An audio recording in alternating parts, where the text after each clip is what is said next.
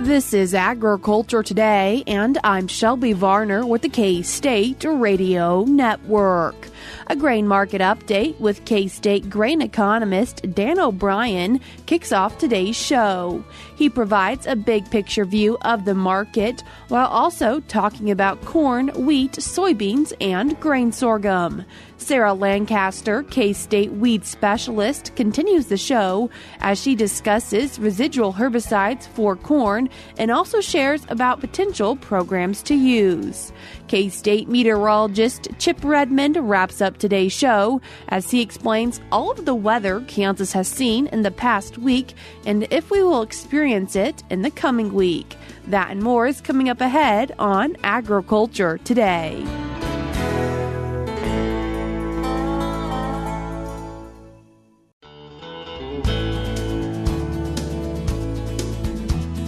You're tuned in to Agriculture Today, and we start our Friday show with a grain market update from K-State grain economist Dan O'Brien. Dan, thanks for joining us today.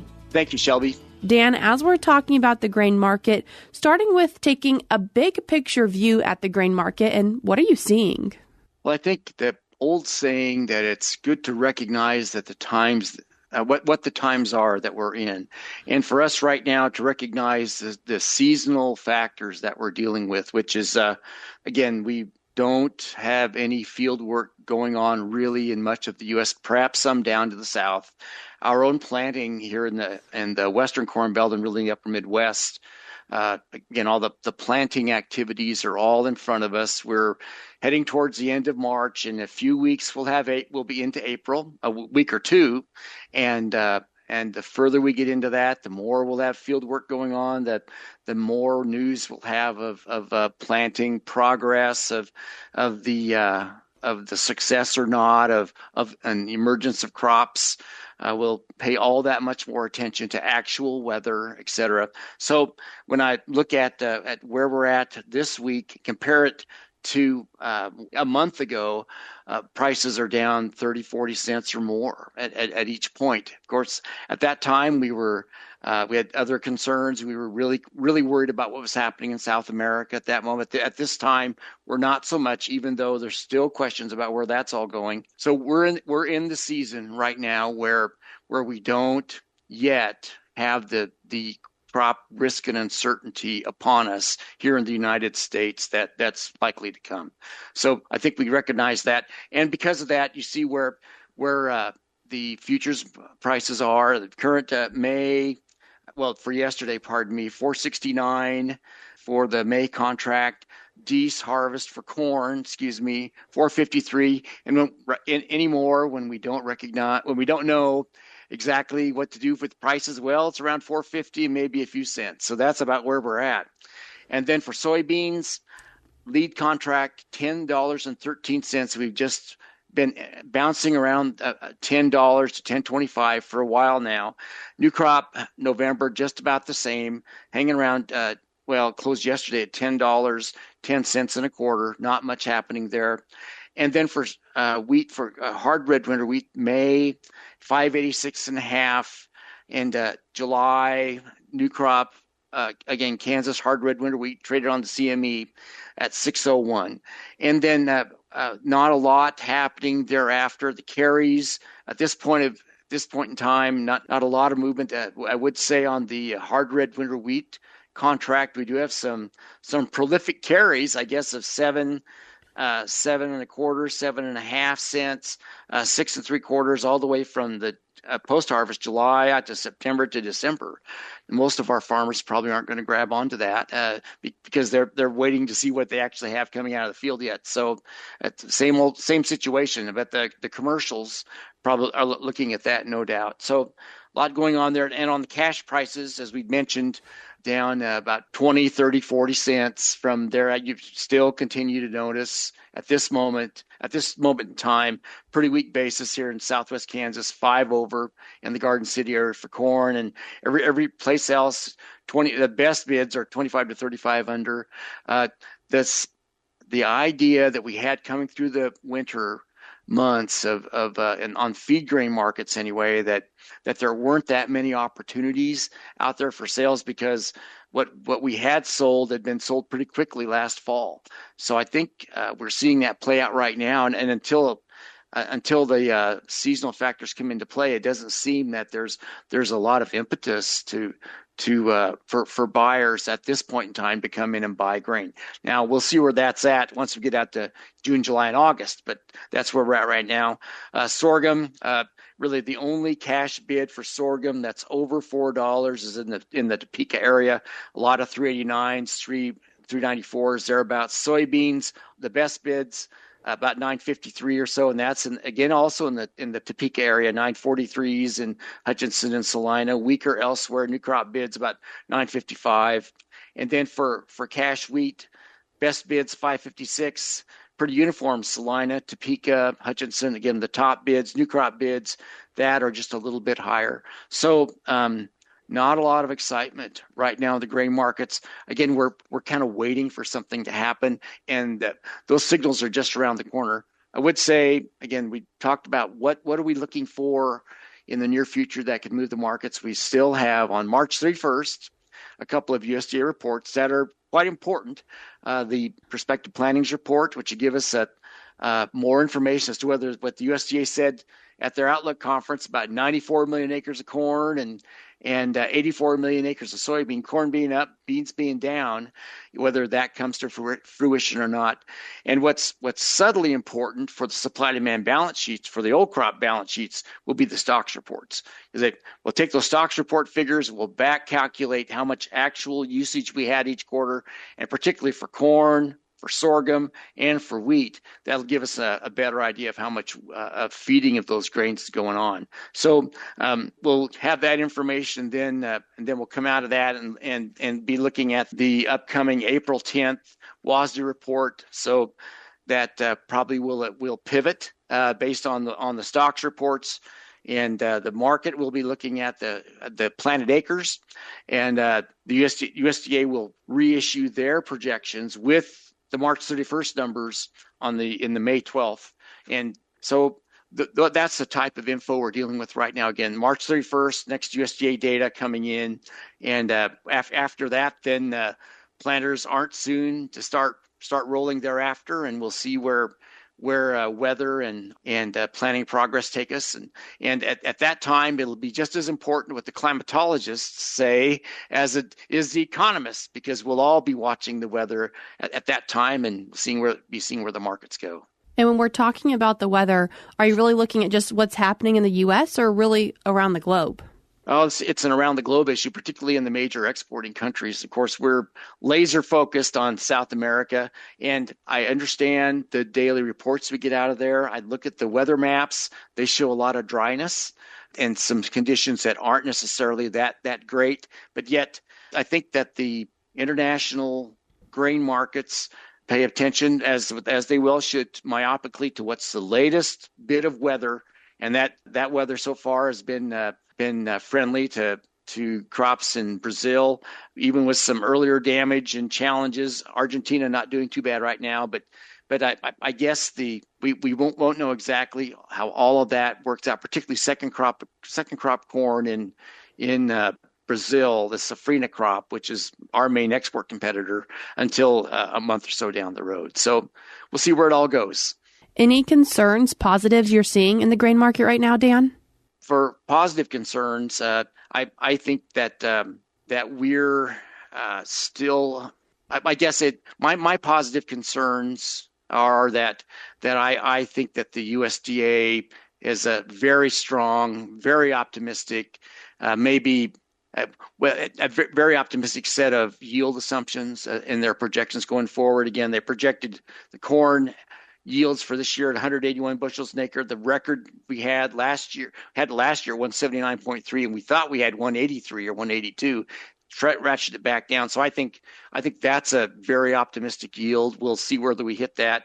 In fact, in the analysis this week, if people go on AgManager to look at it, looked at the possibility, how the corn market would be impacted if we don't get that 181, but something more along the lines of about 178, 175, or 172. And my own thoughts, there's about a 30% chance of us getting that 181, and probably more like a 40% chance of getting 178, 25% chance of 175, and drought scenario, tough scenario, about a 5% chance. But that's kind of where we're at right now. And the other would be that really a similar point of view on soybeans. Again, the USDA projected 52.5 bushels an acre in their Outlook conference. That seems pretty optimistic. Again, we haven't been much over 51 before, but when you plug those numbers into these supply-demand balance sheets, they end up, because of strong supplies, giving us pretty high ending stocks, lower price projections, and then we'll see. Right now, you look at where new crop futures are for corn heading out into the 25, 26 marketing years. That starts September 1. There's at least futures to me look like they're projecting at even money basis about $4.60, and the USDA coming out of their Ag Outlook conference, they projected $4.20. So there's about a 30, 40 cent difference of opinion in terms of where the markets are going. And so I guess that my own thought would be that the riskiness of the outcomes yet aren't really dealt with, and I'm I'm pretty hesitant to just write down those record high yields until we actually plant the crops and get through the growing season and see where we're at in the fall. Dan, I appreciate you taking the time to join us today and give us our grain market outlook. Thank you very much, Shelby. That was K-State grain economist Dan O'Brien. We're cutting to a short break now on Agriculture Today, but stick around because we have more for you up ahead.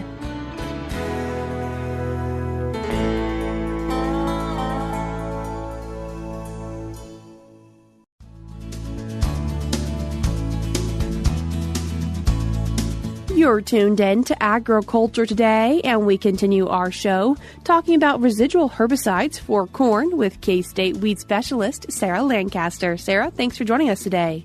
Thanks for having me, Shelby. Sarah, just a good reminder, why do we like residual herbicides? Well, one of our bumper sticker slogans for weed management, Shelby, is the best time to kill the weeds or before you see them. So, residual herbicides obviously are going to play a huge role in making sure that we're controlling weeds early in the season, specifically before we see them. Is it important to use a program for herbicides and not just a singular herbicide? Right, Shelby. There's a couple of things to think about when we plan a residual herbicide program, right? So starting maybe with the easiest, that would be to think about making sure we have at least 2 effective modes of action for our key weeds, namely our pigweed species, right? So if you're in the very eastern part of the state, that's water hemp. Pretty much everywhere else, that would be palmer amaranth. So at least 2 effective modes of action to manage resistance. The second thing I would encourage folks to think about is the importance of keeping that sort of foundation of residual weed control in your field from planting through canopy. So a lot of times that's going to mean coming back with our overlapping residual herbicide. Now, in corn, not nearly as common, not nearly as problematic as it is in soybeans, but still something to keep in mind, especially if we have slow growth, if we have maybe an early season, I hate to say the H word, hail event, right? Something like that. And then the third component, and we really kind of talked about this in some of our winter programming this year, is having those multiple effective modes of action, those multiple effective active ingredients really, gives us some like insurance against variability in the weather. Okay, so a lot of times if we look at our premixes, think about kind of what the formula for a corn residual herbicide premix is. It's usually atrazine, so a group 5 herbicide. It's usually a group 15 herbicide like S-metolachlor or acetochlor, maybe Outlook, something like that. And then it's usually a group 27 herbicide. A lot of times that's Callisto. Sometimes it would be Callisto plus Callisto, which is the active, is mesotrione, right? Lots of generics for that now. And then the other active ingredient that we see sometimes is bicyclopyrone. So that'd be that fourth component of acaron or storin. Those herbicides all have different water solubilities. So what that means is if we have a dry spring, things with greater water solubility can be activated with little rainfall. They're going to stay in solution easier and be taken up by the weeds easier. Things that have less water solubility, they're harder to dissolve. It's going to take more rainfall to get those products moved into the soil where we need them. And they're probably going to stick around longer, right? Because they don't move as much. So we need to think about those three things really when we think about what does our residual program need to look like. And if they used a program that worked well last year, do they need to switch it up a little bit this year to make sure they don't get resistance? Yeah, so, rotating herbicides is another one of our key recommendations for trying to manage herbicide resistance. Over time, we figured out that mixing is more effective than rotating, but rotating is still important. So, yeah, that's a good call, Shelby. What are some of the different categories to be chosen from when people are picking out their herbicides? Yeah, so we kind of talked about the big three already, right? So we've got the group 5 herbicides, so that would be atrazine, photosystem 2 inhibiting herbicides. And I mean, I don't have to tell this audience, right? Atrazine is the foundation for our corn and grain sorghum programs. So in addition to atrazine, that foundational herbicide, right, for our corn and sorghum systems, we are anticipating a label for a new product that is a combination of metribuzin, which we normally think of as a soybean herbicide, right? So Sencor, right, would be the original name for metribuzin. It's a this new product is a combination of metribuzin and a product called amicarbazone. So it's another photosystem 2 inhibiting herbicide. It's used in some of the non-crop markets, but we don't have any other products in row crops that use that herbicide.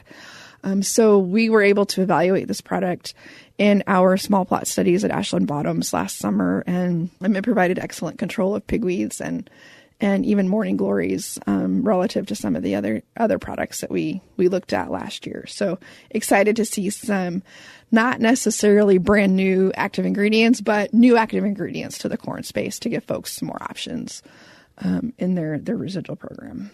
The second group would then be the group 15 herbicides. So that would be our esmetolochlor or dual types of products, our acetochlor or maybe harness types of products.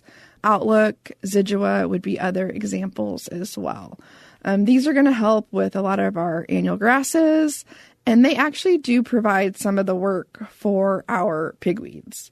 Not 90% control, but they do contribute substantially to that weed control. So group 15 herbicides, we use these products a lot in a lot of our crops, right? They're kind of the foundation, especially as we think about some of our crops other than corn and wanting to have that overlapping or layered residual program. These products are safe to apply over the top of crops. But the kind of ugly underside of that extensive use is resistance. And we have not confirmed resistance to any group 15 herbicides in Kansas yet. But we do know that in Arkansas, there are Palmer amaranth populations that are resistant to esmetolochlor. And in Illinois, we know that there are water hemp populations that are resistant to esmetolochlor as well. One of the things that's important to point out about this resistance is that it tends to be metabolic resistance, not target site resistance. And so, we've chatted a long while back about metabolic resistance and kind of what that means for our farmers and our weed management programs. But I think, today we should just remind folks to be on the lookout for resistance to group 15 herbicides, specifically to metabolic resistance. And it's hard to detect. So we want folks to let us know, let their local extension agent know when they start seeing reduced periods of weed control from their residual herbicide programs that can't be explained by weather. So, if we're used to getting 4 solid weeks of activity out of an esmetolochlor application and all of a sudden we're getting 2, we need to know. And we need to start collecting seeds and trying to confirm that resistance so we can develop better weed management plans and kind of track the spread. Because you can't fix something if you don't know it's broken, right? So just making sure that we're documenting those cases is important. And then the third group that I mentioned before would be the group 27 products. When we think about ones with residual activity, we're primarily thinking about isoxafludil or Balance, and then mesotrione or Callisto. One of the things about using those products is that using them with atrazine gives us a little bit of synergy or greater than expected weed control when we mix a group 27 herbicide with atrazine. So that combination is especially good. Another group that we don't use a ton in corn, I think of this more as one we lean on for our soybean products, would be the PPO inhibitors or group 14 products. Those we're primarily going to be using for burn down types of applications. So, depending on your rate, especially for flumioxazin or Valor types of products, you might need to wait anywhere from 7 days up to a month before you can come back to corn. And then Sharpen doesn't have the planting restriction, but it's not going to have as much residual activity as a product like flumioxazin. And Sarah, what about some group 2 herbicides? Yeah, group 2 herbicides are ones that I feel like we don't really talk about as much anymore as we think about the fact that really pigweeds are driving a lot of our weed management decisions. And most of our pigweed populations, we kind of assume some level of resistance to ALS inhibiting or group 2 herbicides. But if we think about trying to manage, especially our large-seeded broadleaf, so things like cocklebur, sunflower, we do have some ALS resistance in those populations, but it's not nearly as widespread. So one common active ingredient that we might think about there is flumetzolan. That's Python by itself. It's also a component of the Sure Start and Triple Flex products. So that could be an option. Another ALS inhibiting product is rimsulfuron. So I think of that one as part of that Bases Blend program first, but it's part of some other products as well. And one of the things that it can be good about that rimsulfuron product is that it does provide some control of grasses that can help us as well. Sarah, I appreciate you taking the time to join us today. Always a pleasure, Shelby. That was K-State weed specialist Sarah Lancaster. If you'd like to read more on this topic, you can do so by checking out a recent Agronomy e-update article titled Residual Herbicides for Corn. I will link it in today's show notes on agtoday.net, or you can find it for yourself by going to eupdate.agronomy.ksu.edu. We're cutting to a short break now on Agriculture Today, but stick around because when we come back, we'll be joined by K-State meteorologist Chip Redmond with this week's weather update.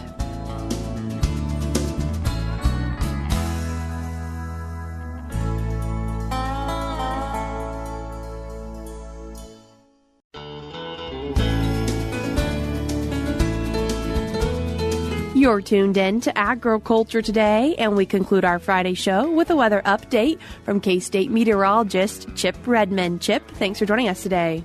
Thanks for having me.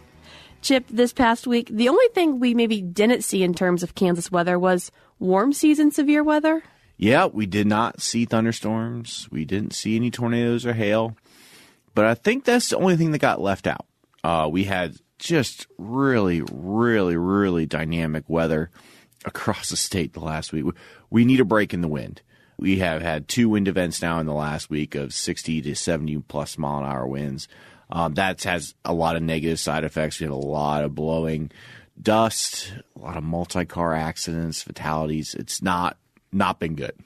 And we also had fires too. We had multiple fires that burned in the Flint Hills.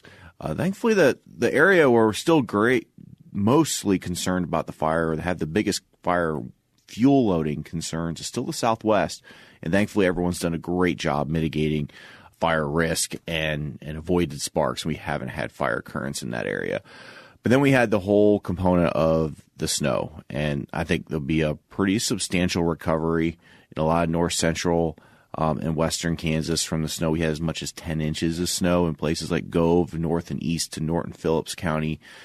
It was such a heavy, wet snow that stuck to everything, and we combined that with 60-mile-an-hour wind, and just things can't support that much weight. And a lot of tree damage, a lot of power infrastructure damage, and definitely a lot of work ahead of folks out in that neck of the woods. And the one good positive, snow brought some much needed moisture. With anywhere, I saw some totals up to ½ inch plus of moisture, where that heaviest band of snow did fall. So that's great. It's going to go straight into the soil. It's going to melt really quickly, and it has already melted really quickly in a lot of places. But that restores some of that soil moisture and helps green things up a little bit and move things along in spring in that area. But it was a pretty isolated corridor. Outside of that, we did not see much moisture in Kansas as a whole. And we developed anywhere from about 0.8 of an inch to 1/4 inch of deficit across the state this week alone in precipitation deficits without that moisture. So we kind of continued to build the dry conditions, and because of that, we've accumulated about a 4.5 to 5 inch deficit south of I-70 of precipitation over the last, or lack of precipitation over the last 120 days. That resulted in some pretty big drought monitor changes this week. We saw the drought-free area of the state is now mostly eastern Kansas along the Missouri border. That's only about 10% of the state. And the rest of the state, we saw the reintroduction of moderate drought this week along the Oklahoma border. And that drought is expanding north as severe or moderate or worse drought encompasses over 50% of the state. And that's an increase in almost 20% since last week. So drought conditions are degrading. Things are just not ideal right now weather-wise in Kansas. What do we see for weather when we look forward? Yeah, looking forward, we finally have a break in the storm systems. The next potent storm system that we're watching carefully will be around the 29th, 30th, the end of March.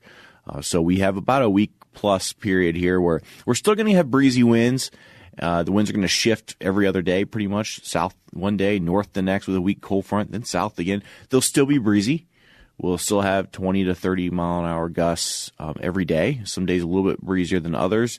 But overall, we won't have a significant wind. There will be continued fire risk just with those breezy winds. Any fire, even with where we saw the snow, grass dries out in an hour or two with low humidity when it's dormant right now, and we can have fire easily. And so we're going to have fire weather concerns. At least fires won't have the potential to get significant. They should hopefully be caught fairly quickly and at least be fightable. But temperatures overall are warming through the period. We're going to probably get into the 80s by mid next week and potentially higher as a pretty potent warm snap comes in advance of the next system. So warmer than normal, and there's no chance really of precipitation. There's a small chance in eastern Kansas on Saturday along the Missouri border. Not real confident in how widespread that'll be, but most of the state will not receive precipitation until we talk again. Chip, I appreciate you taking the time to join us today. Yep, thanks for having me. That was K-State meteorologist Chip Redmond. That's all we have for you this week on Agriculture Today, but we'll be back with more for you on Monday.